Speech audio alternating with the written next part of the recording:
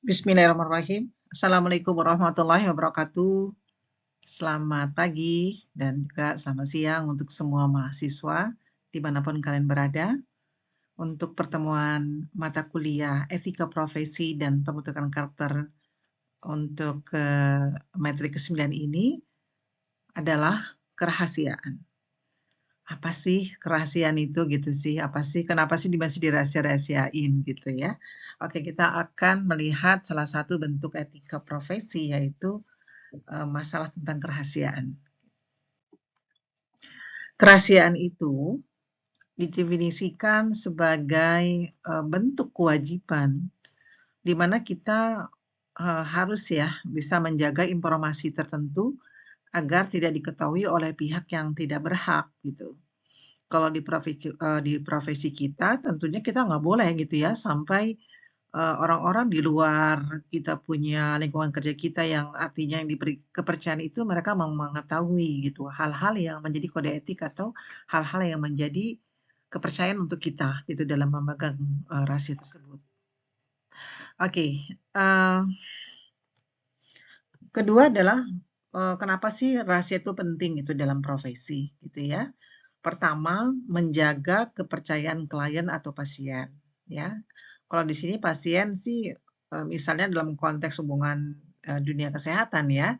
Kalau kita di dalam administrasi bisnis, kegiatan bisnis itu ya hubungan kita dengan klien. Karena rahasia klien itu banyak ya, bisa jadi kita mengetahui hal-hal yang terkait dengan informasi keuangan, misalnya begitu. Kemudian selanjutnya adalah melindungi data dan informasi sensitif ya. Nah, data dan informasi ini, apalagi di era sekarang teknologi ini, ya ini adalah hal-hal yang mudah sekali ya gitu ya untuk mungkin bisa di-hacker gitu ya, atau mungkin bisa juga data itu kita dikhawatirkan tuh di-sharing ke orang lain yang mereka tidak bertanggung jawab gitu. Sehingga di sini memang pada akhirnya kerahasiaan itu dibutuhkan untuk melindungi gitu ya data dan informasi yang sensitif. Menjaga integritas profesional dan reputasi institusi. Ya, otomatis dengan kita menjaga rahasia itu, ini kan masalah integriti gitu ya, masalah profesional. Bagaimana kita menjadi seorang profesional itu menjaga integriti kita dan reputasi tentunya adalah perusahaan. Kemudian menghindari konflik ya, menghindari konflik kepentingan dan potensi pelanggaran hukum. Jadi kepentingan itu kan banyak gitu ya. Nah, jangan sampai terjadinya konflik ini karena ada rahasia yang misalnya kita buka atau rahasia yang bocor ya seperti itu. Nah, karena itu kan berpotensi gitu ya terjadinya pelanggaran hukum. Kerahasiaan itu beberapa aspeknya antara lain pertama adalah rahasia itu sifatnya pribadi ya. Seperti kita kan kita punya kan data rahasia-rahasia pribadi gitu ya. Seperti data nama, alamat, tanggal lahir, nomor identitas, riwayat medis dan lainnya ya. Nah, di sini kenapa kita harus merahasiakan? Kalau kita buka rekening bank gitu ya, kan suka ditanya itu nama orang tua kita ya. Makanya kita tuh nggak boleh gitu memberi informasi nama orang tua kita ke orang lain karena bisa dijadikan penyalahgunaan di dalam informasi bank ya. Atau kita di sini memberikan secara detail misalnya hal-hal data pribadi kita karena ya tadi kembali bisa disalahgunakan misalnya nanti diikutkan dalam pinjaman-pinjaman, gitu ya, atau pegadaian atau seperti itu nama kita bisa dicatut gitu ya. Jadi, aspek rahasia itu adalah pribadi, informasi pribadi. Nah, yang terkait dengan informasi bisnis misalnya masalah bisnis plan ya, misalnya kita itu kan punya rencana, punya strategi, punya data keuangan, kemudian kita juga punya informasi tentang kekuatan produk dan jasa kita dan rahasia-rahasia dagang. Kemudian adalah komunikasi profesional, ya komunikasi antara klien dengan profesional, seperti antara pasien dengan dokter, atau klien dengan pengacara, atau klien dengan klien bisnis kita gitu ya, dengan bank misalnya, seperti itu. Oke, selanjutnya apa sih tantangan kerahasiaan ini di era digital? Karena di era digital ini semuanya itu kan serba sifatnya simetrik ya, begitu terbuka gitu ya, luas gitu ya, nggak hanya lagi orang, face to face aja ya, tetapi sudah sifatnya itu tadi tuh meluas ya. Nah, kemajuan teknologi ini seperti, internet dan media sosial itu memang menimbulkan adanya risiko kebocoran informasi. Misalnya kita itu belanja di satu platform media, di media sosial gitu, di mana kita kan, biasanya tuh dimintai kita punya akun itu ada data informasi kan, tanggal lahir di mana, umur berapa gitu kan, dimintai nomor HP gitu ya. Nah ini, bisa akhirnya kan namanya algoritma itu akhirnya bisa, menjadikan apa nih, kita tuh mudah dipersonifikasi gitu ya, mudah banget gitu. Jadinya di sinilah kita itu harus, berhati-hati dengan informasi kita gitu ya. Terus pentingnya, enkripsi dan keamanan cyber dalam melindungi informasi. Ya jadi memang kejahatan cybercrime dari media sosial ini, itu juga harus ada yang namanya undang-undang ya yang melindungi, kemudian juga, enkripsi tadi. Nah, terkait dengan etika dan kerahasiaan gitu ya. Jadi, profesional itu harus selalu menjaga kerahasiaan sebagai bagian dari komitmen, etik gitu ya. Nah, dengan kita itu menjaga kerahasiaan gitu ya, sebagai seorang profesional, itu bagian dari komitmen kita gitu ya, di dalam kita menjunjung yang namanya etika profesi ya. Kemudian menghormati privasi individu dan integritas informasi ya. Jadi, eee privasi individu itu memang harus kita jaga gitu ya satu sama lain ya. Karena, ini adalah sesuatu yang sifatnya menjadi bagian dari integritas kita gitu ya. Terus ini juga bagian bagaimana informasi itu, akhirnya berkualitas apa tidak gitu ya, atau kita sebut sebagai integritas informasi. Kemudian, hanya membagikan informasi ketika diperlukan dan dengan izin yang tepat ya. Maksudnya adalah bahwa kita itu seharusnya tidak gampang membagikan informasi itu ke publik gitu ya. Karena memang ada hal-hal yang kita tuh tidak harus menjadi konsumsi publik. Ya mungkin beda ya karena memang artis-artis selebgram atau tiktoker seperti itu, memang mereka itu bekerja profesional di bidang itu sehingga dia menjual semua kehidupan pribadi dia menjadi konsumsi umum gitu ya.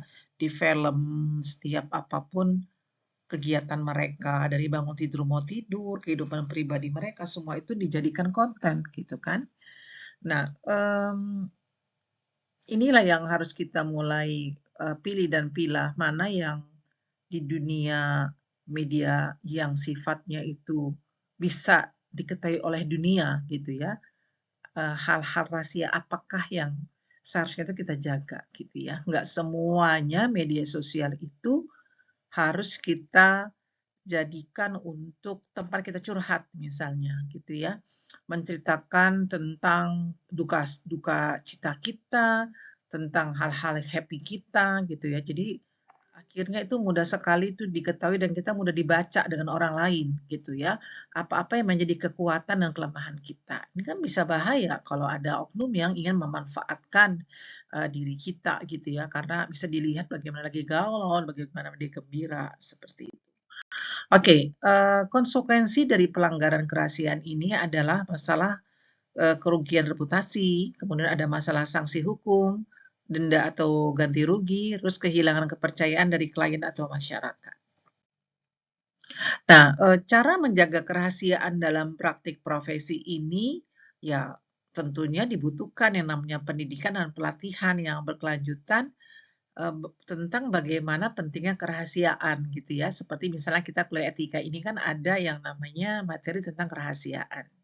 Kemudian menggunakan teknologi yang aman dan selalu memperbarui sistem keamanan. Ya, menggunakan teknologi yang aman tuh artinya teknologi yang kita itu kadang-kadang misalnya kita takut di-hack ya, eee, di-hack data informasi kita sehingga kita pernah kan tahu mendengar ketika, ada media sosialnya itu yang di-hack dan kemudian dia memperoleh data banking mereka, mungkin karena data banking disimpan di sana, sehingga akhirnya terjadilah misalnya kasus penipuan, dia menipu kawan-kawannya gitu ya, dengan menggunakan akun dia, padahal sebenarnya bukan dia tapi hacker. Atau dia jadikan informasi di sana untuk, melakukan bentuk-bentuk penipuan lainnya gitu ya. Kejahatan perbankan misalnya ya. Jadi di sini memang kita harus memastikan bahwa teknologi yang kita gunakan itu adalah aman, kita harus punya, terinskripsi dengan baik gitu ya. Metode itu harus kita gunakan gitu, jangan sampai ini mudah dibobol gitu. Kemudian mengembangkan dan menerapkan kebijakan privasi yang jelas. Nah, kebijakan ini juga tergantung ya, dengan stakeholder dalam arti di sini manajemen gitu ya, yang mana mereka tentunya ada privasi yang harus ditegakkan dalam profesi, sehingga kita tidak mudah mengumbar bagaimana rahasia di dalam perusahaan gitu, ya. Oke, kemudian menghindari pembicaraan tentang klien atau pekerjaan di tempat umum atau di media sosial ya. Misalnya nih kita nih ngobrol masalah membicarakan tentang klien kita si A, mmm, dia banyak uang banget loh. Saya ngecek tuh di rekeningnya tuh uangnya banyak banget tuh pejabat, uangnya dari mana ya gitu misalnya ya. Nah, ini kan pembicaraan-pembicaraan yang saru gitu ya, tidak boleh kita membicarakan tentang klien kita gitu ya, menjaga kerahasiaannya, menutupi dalam arti aktivitasnya dia selama memang tidak melanggar kode-kode etik gitu ya dan etika moral. Juga membicarakan masalah pekerjaan dengan orang yang tidak ada hubungan sama tempat kita gitu ya, di tempat umum atau di media sosial. Contoh dari kerahasiaan.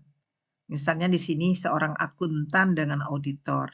Informasi keuangan klien misalnya, seperti laporan keuangan gitu ya, rugi laba neraca, catatan pajak atau strategi bisnis, itu semua harus dirahasiakan. Karena akuntan di sini mereka itu biasanya mengaudit gitu ya, mengaudit setiap akhir tahun itu harus yang akuntan yang memang mereka itu, yang kredibel gitu ya, sehingga memang untuk laporan-laporan akhir tahun itu mereka memang ditugaskan untuk itu, biasa kita menggunakan jasa akuntan publik. Nah di sini, kan dia mengetahui gitu ya, apa-apa yang secara detail tentang rahasia perusahaan kita. Nah untuk itulah dia harus menjaga gitu ya kerahasiaannya. Seperti misalnya jurnalis. Jurnalis seringkali memiliki sumber informasi yang memberikan mereka itu berita atau informasi dengan syarat bahwa entitas sumber tersebut tidak akan diungkapkan. Misalnya, Mister Sipulan gitu ya, dia tuh biasanya kalau di media sosial tuh disamarkan wajahnya, seperti suaranya dibikin kayak suara apa, Cikmang gitu ya, suaranya kayak, anak kecil misalnya ya. Jadi dia harus melindungi gitu sumber informasi yang memberikan ya. Kemudian bankir atau profesional keuangan. Nah, ini di dalam bank itu kan ada informasi tentang rekening, saldo, transaksi, detail pribadi lain itu semua harus dirahasiakan ya. Untuk melindungi keamanan finansial dan privasi nasabah kita, tadi saya ceritakan. Kemudian IT dalam profesional keamanan siber.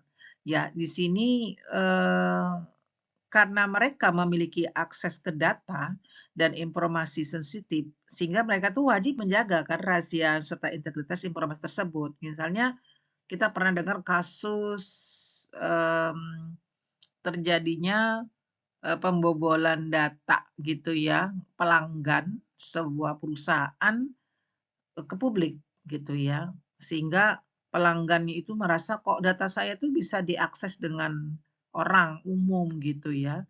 Ya, kita tahu juga kasus-kasus yang kita dengar bisa dibajak, kita punya dulu ya, kita banyaklah kasus-kasus kalau kita lihat contoh, terkait dengan, masalah, tadi informasi gitu ya.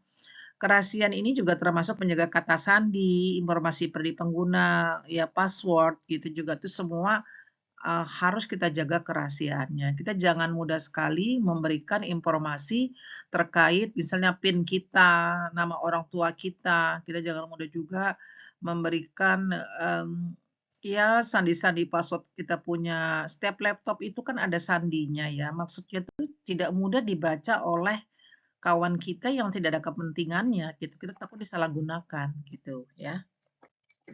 Oke, terus selanjutnya gimana dong nih, kalau kita lihat etika profesi ini apa sih gitu ya, korelasinya, relasinya dengan kerahasiaan gitu ya. Nah, pertama ini adalah nilai moral gitu ya, dan sebuah kepercayaan. Jadi kerahasiaan ini sering dianggap sebagai manifestasi dari nilai moral. Menjaga rahasia itu ternyata bagaimana itu juga bagian dari nilai moral gitu ya.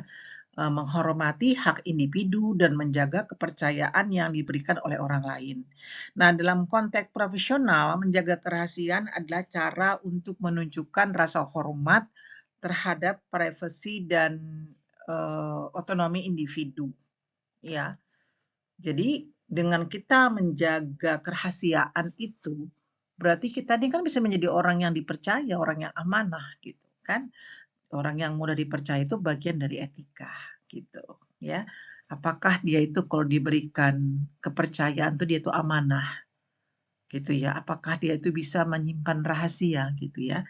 Makanya di sini saya sebelumnya pernah menyampaikan agar kita tidak mudah gitu ya menceritakan hal-hal privasi kita kepada orang sekalipun di kawan dekat gitu ya. Karena bisa menjadi bumerang suatu hari dengan dia mengetahui apabila kita mempunyai sesuatu aib di masa lalu gitu ya, kalau memang itu sudah artinya kita berkomitmen untuk kita perbaiki, kita bertobat lah istilahnya, kita tidak perlu lagi mengungkapkan sesuatu di masa lalu itu di saat ini dan masa depan gitu ya. Karena Tuhan aja, Allah aja sudah menutupi gitu ya, kenapa tuh harus dibukakan kembali gitu ya. Jadi simpan gitu ya, hal rahasia apapun, apakah diri, keluarga gitu ya. Tidak semua orang tuh harus tahu dengan siapa diri kita gitu. Kita harus punya wilayah rahasia gitu. Oke, integritas profesional. Dalam banyak profesi, rahasia itu bagian dari kode etik. Nah, gitu ya. Nah, ini mencerminkan bahwa di dalam profesi itu kita perlu suatu komitmen gitu ya untuk melayani kepentingan terhadap kita punya klien bisnis kita gitu ya dan menjaga kepercayaan mereka yang mereka berikan. Kemudian pencegahan eksploitasi ya. Jadi etika menuntut agar individu atau organisasi tidak mengeksploitasi orang lain untuk keuntungan pribadi atau profesional. Dengan menjaga kerahasiaan, profesional mencegah informasi sensitif atau pribadi dari disalahgunakan. Ya tadi, kita akhirnya kan dieksploitasi. Misalnya nih ya kasus-kasus nih, di masa lalu dulu ada artis yang rahasianya itu diketahui oleh temannya gara-gara temannya membongkar dia punya laptop dan dia kemudian menemukan foto-foto gitu ya yang vulgar ya. Kemudian akhirnya itu dia sharing dan akhirnya viral ya, bermasalah sampai pihak kepolisian ditangkap ya kena undang-undang TI gitu. Jadi memang kita kenapa punya laptop, punya HP itu memang kadang-kadang perlu kita password ya, agar tidak mudah dibaca gitu loh. Tidak mudah dibaca oleh orang-orang yang kipoh gitu ya, yang ingin tahu urusan kita mungkin ya. Jadi kita harus hati-hati menjaganya. Terkait juga dengan komitmen terhadap kebenaran. Jadi etika, profesi itu ya menekankan pentingnya jujur dan benar, gitu. Nah, dalam hubungan ini menjaga rahasia dengan tidak membocorkannya, ya, atau kita, tidak melakukan mendistorsi gitu informasi, itu dapat merusak reputasi atau kehidupan seseorang, gitu. Ya, jadi di sini kita, jujur dan, menegakkan masalah kebenaran gitu ya, dengan menjaga rahasia itu berarti kita itu komitmen gitu ya, untuk melindungi juga reputasi seseorang ya. Kalau kita misalnya mengetahui diberikan kepercayaan oleh seseorang untuk menjaga rahasianya, tapi misalnya Sini kamu saya bisikin sesuatu, aku punya rahasia dalam hidupku. Kamu tak kasih tahu ya, tapi kamu diam-diam aja, nggak boleh kamu sampaikan kepada orang lain. Ya sama juga bohong, namanya manusia. Kadang dia keceplosan suatu hari bicara, si Anu begini-begini, lupa ya, harus jaga rahasia. Rahasia itu pakai tanda petik rahasia ya, rahasia, tapi sebenarnya nggak rahasia gitu. Kemudian membangun hubungan dalam banyak setting seperti medis, terapi, atau hukum, bisnis. Hubungan yang didasarkan pada kepercayaan adalah esensial ya sifatnya. Jadi kerahasiaan sini membantu membangun dan mempertahankan kepercayaan. Yang keduanya adalah hak etis dan praktis. Selanjutnya adalah pencegahan konflik kepentingan. Dalam banyak situasi, ada potensi konflik kepentingan yang mungkin muncul jika informasi dirahasiakan tidak dijaga dengan baik. Ya, jadi etika itu membantu profesional untuk selalu bertindak demi kepentingan terbaik klien atau pasien, ya, atau kita punya klien bisnis kita, ya, dan kerahasiaan adalah salah satu cara untuk memastikan hal tersebut. Kemudian selanjutnya adalah hak privasi, ya, menghormati hak individu atau privasi adalah prinsip etika dasar. Ya, jadi ini mencakup hak untuk menjaga informasi pribadi dan sensitif dari pihak yang tidak berhak. Menjaga kerahasiaannya seseorang berarti kita juga ikut menyelamatkan, menjaga privasinya. Ya, kalau dalam perspektif Islam adalah dosa yang sangat besar gitu ya, apabila kita itu membukakan aib seseorang. Bahkan seseorang yang bisa menutup saudaranya, maka dia itu dijamin, insya Allah di akhirat itu aibnya tuh akan ditutupi. Itu ya ada hadis seperti itu. Jadi betapa bernilainya yang namanya menjaga kerahasiaan dimensi sampai ke dimensi akhir begitu ya pertanggungjawabannya gitu ya. Karena memang bahaya juga gitu ya kalau kita sampai menjadi orang yang mudah membongkar aib pribadi atau membongkar rahasia perusahaan misalnya begitu ya. Mungkin karena misalnya sakit hati, ada hal-hal yang tidak dipenuhi kemudian dia membongkarnya ke publik. Nah, ini ya sesuatu yang berbahaya gitu. Oke. Kita masuk kepada kesimpulan. Ini memang dari kerahasiaan ini nggak begitu banyak ya karena memang bagian dari etika profesi itu dia bermacam-macam bentuknya gitu ya. Kita nanti sampai pada pertemuan yang ke-14. Kesimpulannya adalah tentang kerahasiaan ini, inti dari banyak profesi ya, dari kerahasiaan itu adalah inti dari banyak profesi dan esensial untuk menjaga kepercayaan, integritas, dan etika profesional. Melanggar kerahasiaan dapat memiliki konsekuensi serius, baik dari segi hukum maupun reputasi.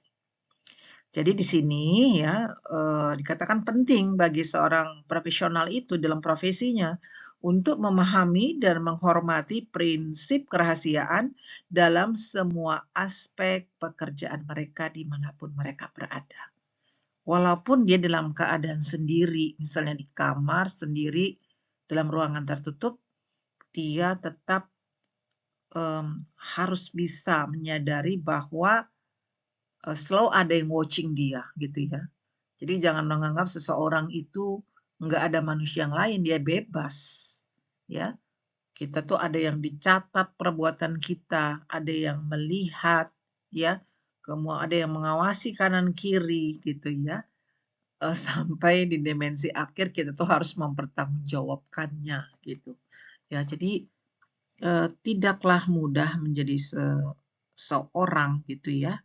Hidup di dunia ini karena kita punya tuntunan-tuntunan masalah moral yang harus kita jaga, yang kita harus waspada dan hati-hati karena tadi ya pertanggungjawabannya itu sangatlah berat di depan Tuhan gitu ya. Jadi kalau misalnya kita semua menyadari bahwa bagian dari otonomi moral itu adalah misalnya menjaga kerahasiaan itu luar biasa ya.